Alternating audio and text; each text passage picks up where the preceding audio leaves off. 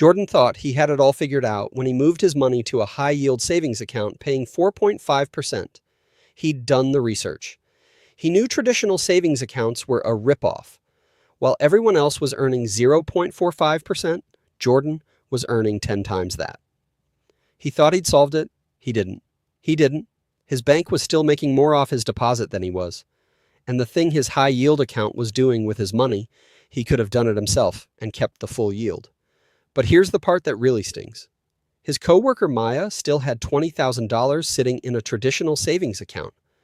In 1 year, her bank paid her $76 in interest. That same year, her bank took that $20,000 and used it to earn over $1,200.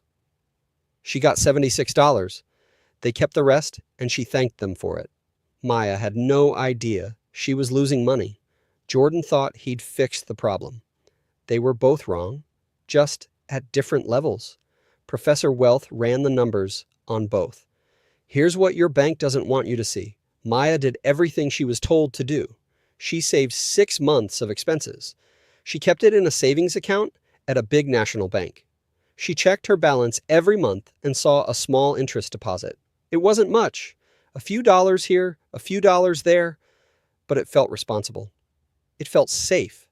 Her savings account was paying 0.38% APY. That's the national average right now, according to FDIC data. On $20,000, that's $76 a year, about $6.33 a month, not even enough to buy lunch. Now, Maya probably never thought about what her bank was doing with that $20,000 while it sat in her account. She probably assumed it was just sitting there in a vault somewhere waiting for her. It wasn't. The moment Maya deposited that money, the bank put it to work, not for her, for them. Here's what Maya's bank did with her $20,000. The first thing they did was lend it out. That's the core business model of every bank in America. They take your deposit, pay you a fraction of a percent, and lend that money to someone else at a much higher rate. The difference between what they pay you and what they earn is called the net interest margin. And right now, the average net interest margin for U.S. banks is 3.39%. That's the highest it's been since 2019. Let's put that in real numbers. Maya's bank paid her 0.38%. They earned an average of 3.39% on the money they lent out using her deposit. On $20,000, that's a spread of about $602 a year that the bank keeps. Maya got $76. The bank got $602 from the same $20,000. But that's just the average. Let's look at where the really wide margins are. Credit cards. The average credit card APR in the first quarter of 2026 is 21%. Maya's bank takes deposits like hers, pays her 0.38%, and turns around and lends that money to credit card holders at 21%. That's a spread of over 20 percentage points. On $20,000, if the bank allocated even a portion of Maya's deposit toward credit card lending, the profit on that slice alone dwarfs what they paid her for the entire year. Auto loans. The average rate on a new car loan right now is around 7.5%. Mortgages around 6.8%. Personal loans around 12%. Every one of these lending products is funded in part by deposits like Maya's, and every one of them earns the bank multiples of what Maya receives. Then there's the Treasury trade, and this is the one that should make you pause. Maya's bank takes a portion of her deposit and buys short-term U.S. Treasury bills. Right now, 3-month T-bills are yielding around 3.6%. The bank buys those treasuries with Maya's money, earns 3.6%, and pays Maya 0.38%. That's a 3.22% spread on an asset that Maya could buy herself. The bank is literally acting as a middleman between Maya and the U.S. government and charging her over 3% for the privilege. And then there are the fees. American banks collected an estimated $12.1 billion in overdraft fees, NSF fees, ATM fees, maintenance charges, and other service fees in a single year. JP Morgan Chase alone collected over $1 billion in overdraft fees in 2024. Wells Fargo, nearly the same. These fees are charged to the same customers whose deposits fund the bank's lending operations. Maya's $20,000 is part of that machine. Not to talk of the interchange revenue every time Maya swipes her debit card, the bank earns a cut from the merchant. Not to talk of the float the bank earns on pending transactions, holding your money for a day or two before it actually clears. Not to talk of the anonymized data from your spending patterns that banks package and share with marketing partners. Every one of these is another channel of profit built on top of Maya's deposit. Add it all up and the picture is clear. Maya's bank didn't hold her money. They rented it. They paid her $76 a year for the right to use her $20,000 however they wanted. And she thought she was earning interest. Now, let's talk about Jordan, because Jordan is the person watching this video thinking, I already knew that. That's why I moved my money to a high-yield savings account. And Jordan's not wrong. He's ahead of Maya, way ahead.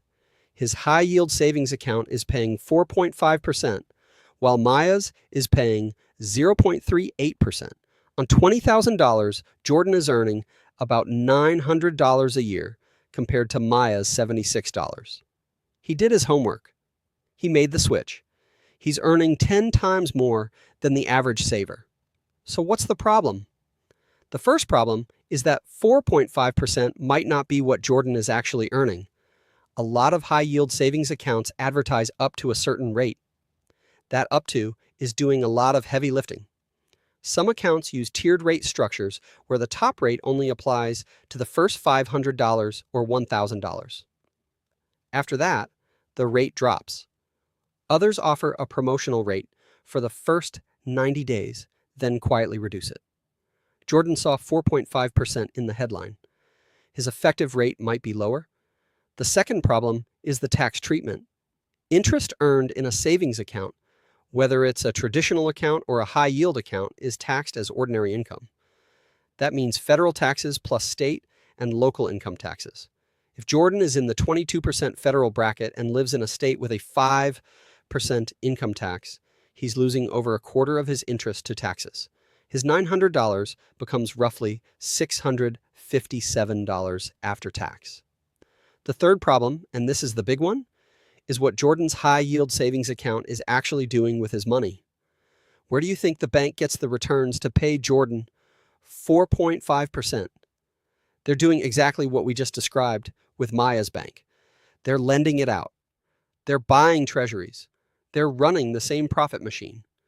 The only difference is that a high-yield savings account shares a bigger slice of the profit with the depositor. But it's still a slice. The bank is still the middleman, and the middleman is still taking a cut. Here's the question Jordan never asked. If the bank is using my money to buy treasury bills and earn 3.6%, why don't I just buy the treasury bills myself? Professor Wealth ran the numbers. Same $20,000, same 12-month period, 3 different scenarios. Scenario 1, Maya's traditional savings account at 0.38% APY. Gross interest earned $76. After federal and state taxes, she keeps roughly $55. That's what 6 months of responsible saving earns her in a full year. Scenario 2, Jordan's high-yield savings account at 4.5% APY. Gross interest earned $900. After federal and state income taxes at a combined 27%, he keeps about $657, a huge improvement over Maya. But here's the thing. He's paying taxes at both the federal and state level on every dollar of that interest. Scenario 3, a short-term treasury bill, ETF, like SGOV, SGOV's 12-month trailing yield. As of April, the 2026 is 3.95% with a 30-day SEC yield of 3.55%. On $20,000, that's approximately $790 in gross income over a year at the trailing yield, or about $710 at the current 30-day rate. Now here's where it gets interesting. Interest from U.S. Treasury securities is exempt from state and local income taxes. That's federal law. So Jordan pays federal plus state taxes on his $900. The SGOV investor pays only federal tax on their $790. After taxes, the SGOV investor keeps roughly $616 at the trailing yield, and that's without paying any state or local tax. Now, you might look at that and say, wait, Jordan's high yield account still comes out slightly ahead in raw dollars. And in this specific comparison, yes, 4.5% is higher than 3.95%. But here's what that comparison misses. Jordan's 4.5% is an advertised rate that can change at any time without notice. The bank can drop it to 3.5% next month and send him an email about it. SGOV's yield tracks actual Treasury bill rates set by U.S. government auctions. It's transparent. It's market-driven. There's no bait and switch. Jordan's 4.5% is subject to state income tax. SGOV's yield is not. In a high-tax state like California or New York, that exemption alone can be worth the difference. And Jordan's 4.5% is still the bank acting as a middleman. SGOV cuts the bank out entirely. You're lending directly to the U.S. government through Treasury bills and keeping the full yield minus a 0.09% annual fee. The point isn't that one option is always better than the other.